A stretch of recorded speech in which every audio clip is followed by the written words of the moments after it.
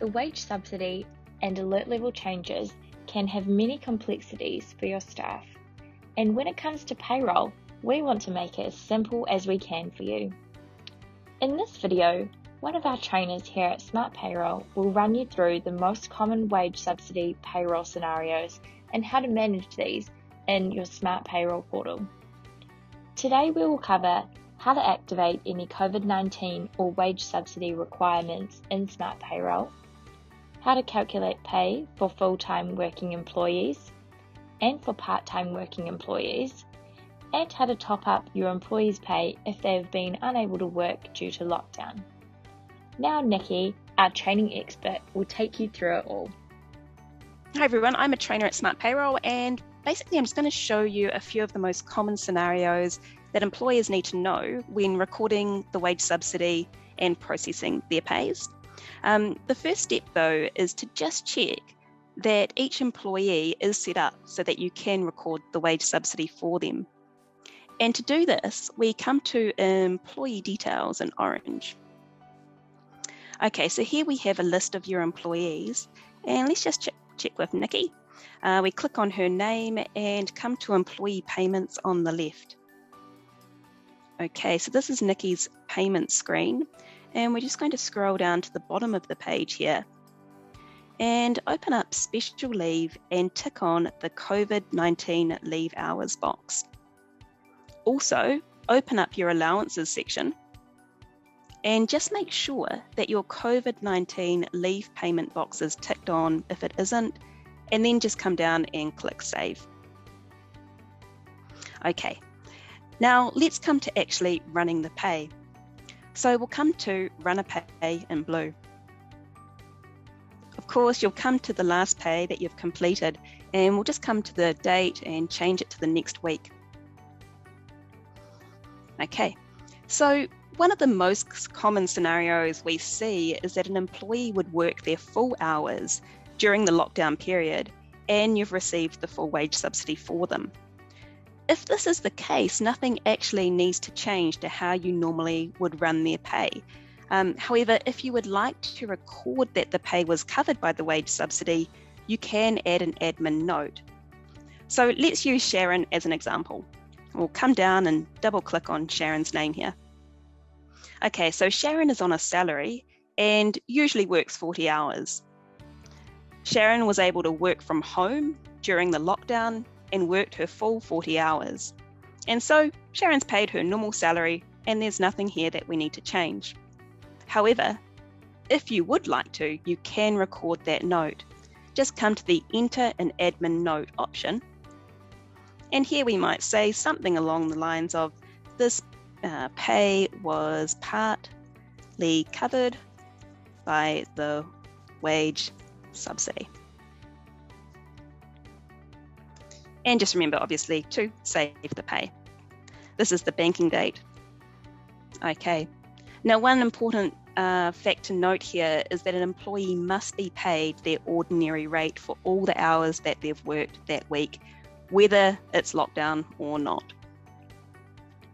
Okay, so let's move on to the next scenario.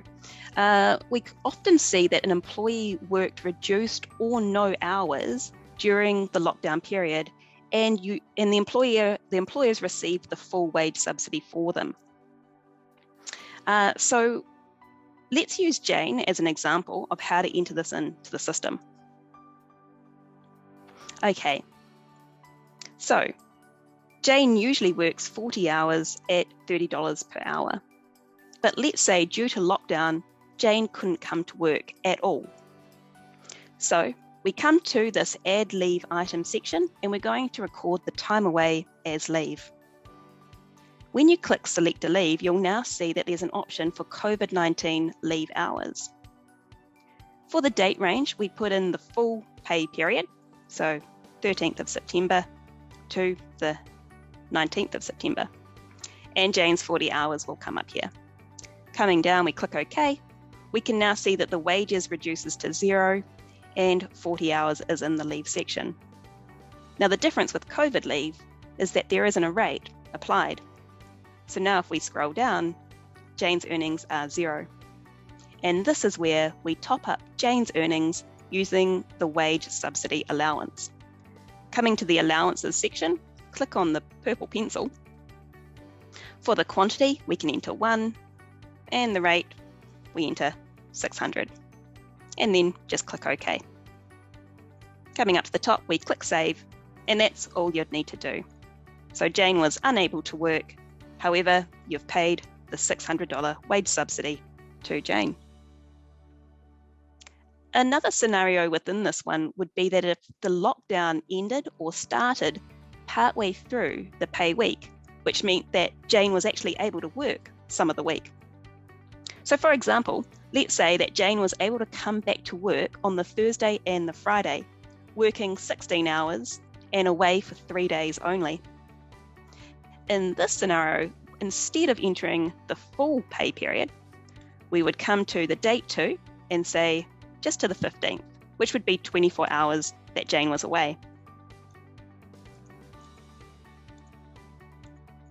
And that leaves us with 16 hours worked on the Thursday and the Friday, for example. Now, that comes to $480, which isn't quite the full subsidy at $600. So to top it up to the full amount, we come back to the wage allowance and we would just change the amount to 120, so that 480 plus 120 equals 600, the full wage subsidy. And then we click Save. Okay, so back to runner pay. The next most common scenario we would see is that an employee is unable to work their normal hours. However, you've received a wage subsidy amount that is more than their usual pay. Let's use Nikki as an example. Okay, Nikki is a casual and she usually gets $20 per hour. Now, if you've calculated Nikki's average week to be about 10 hours per week, and by the way, to do that, you would look at Nikki's last 12 months of work or since she started with you and work out her average weekly hours from that. Okay, so Nikki usually works 10 hours but is not able to do it this week due to the lockdown. We come straight to Add Leave Item, select the leave and choose COVID leave hours. We put in the full date range and in here enter the 10 hours. Okay, now 10 hours at $20 per hour, that's only $200.